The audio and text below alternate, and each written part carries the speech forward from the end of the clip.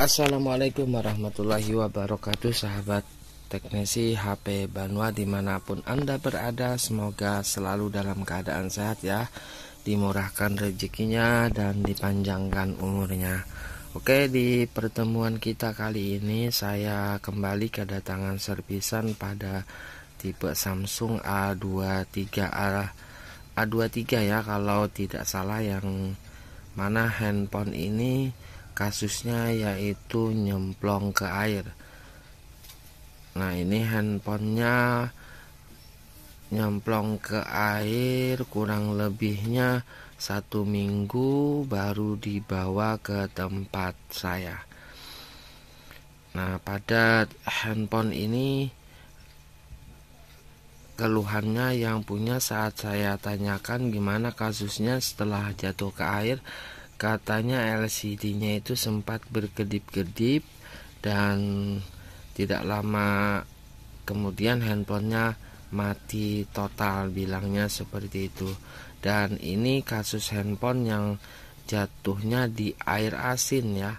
Nah, di sini saya akan beritahu kepada kawan-kawan dan sahabat teknisi HP Banua perbedaan air asin dengan air tawar ya untuk handphone yang kecemplung atau terkena air asin atau air tawar. Nah, untuk air asin itu biasanya handphone tidak akan bertahan lama ya teman-teman, disebabkan kurang tingginya zat yang membuat mesin dari handphone itu cepat sekali berkarat. Karena dulu saya sedikit bercerita ya, karena dulu saya pernah temukan kasus handphone nyemplung di air selama 11 hari.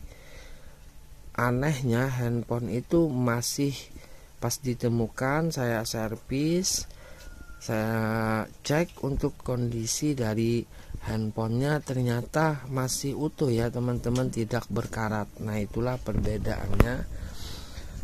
Dan handphonenya pun masih bisa menyala dengan normal, sampai-sampai LCD-nya pun hanya hitam di sekelilingnya saja, tidak mati total ya. Berbeda biasanya dengan terkena air asin. Oke, di sini langkah pertama untuk Samsung A32.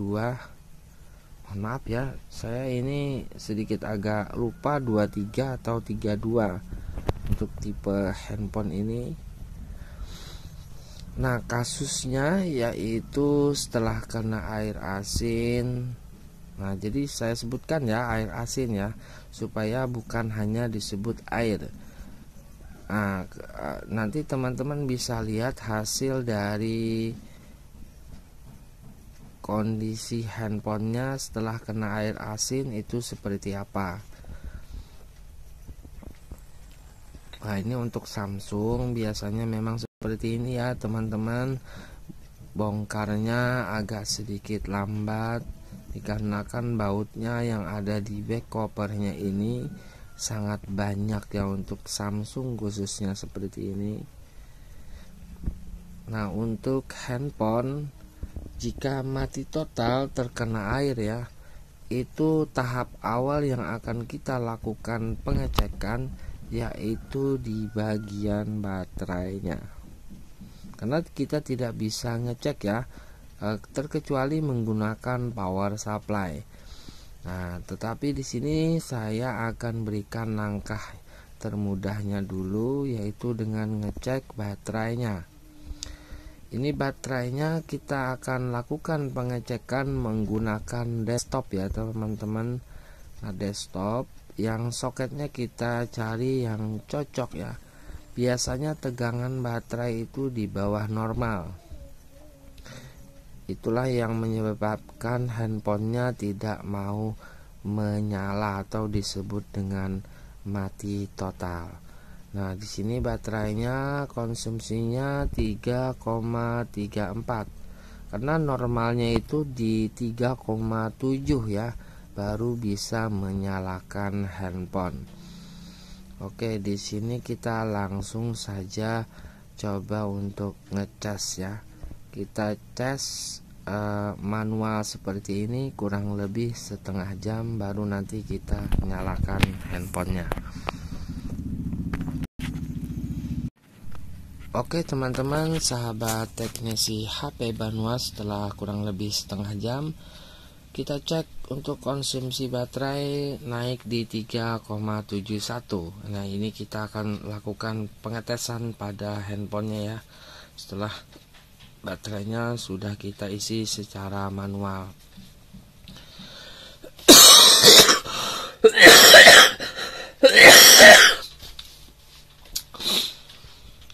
Oke, handphonenya kita nyalakan hanya getar saja.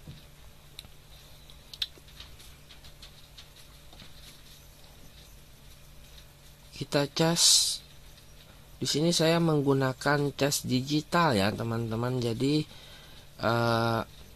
untuk mengetahui masuk cas atau tidaknya itu kita bisa lihat.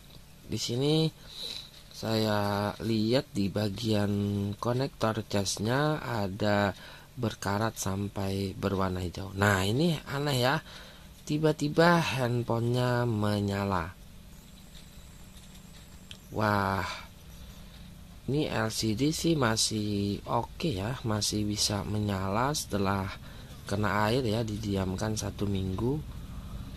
Nah untuk pengecasan di sini tidak ada tanda-tanda, yang anehnya di cas handphonenya malah mati. Ini seperti terjadi short ya di handphone ini. Nah kita lepas handphonenya kembali menyala ya. Cuma sayangnya sentuh atau sentuhnya tidak berfungsi normal ya. Kadang ada gerakan sedikit.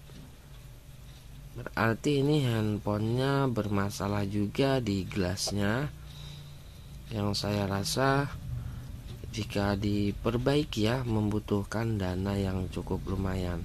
Handphonenya kalau panasnya normal. Nah handphonenya menyala ya sahabat teknisi HP Banua setelah kita lakukan pengecasan baterai.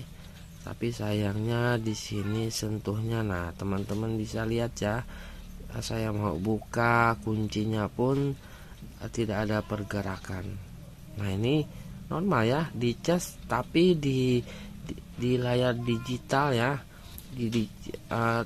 pengecasannya ini tidak berlangsung ya, tidak ada nilai. Nah di sini kebetulan saya ditunggu sama yang punya handphone. Ini sambil saya konsultasikan kepada yang punya handphone.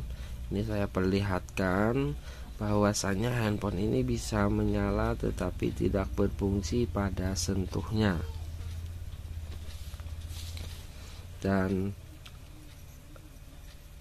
untuk kelanjutannya ya sahabat teknisi HP Banua, ya saya menunggu keputusan dari yang punya handphone. Mau diapakan ini handphonenya. Nah ini sebentar ya, ini saya memperlihatkan handphonenya kepada yang punya, dan